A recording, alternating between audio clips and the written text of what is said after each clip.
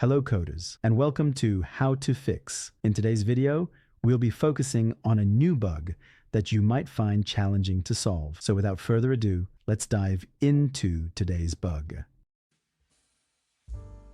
Let's start by executing code 1 to stimulate the error and watch the result.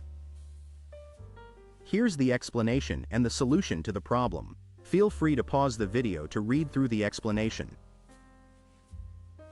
Now let's rectify the code and examine the resultant output.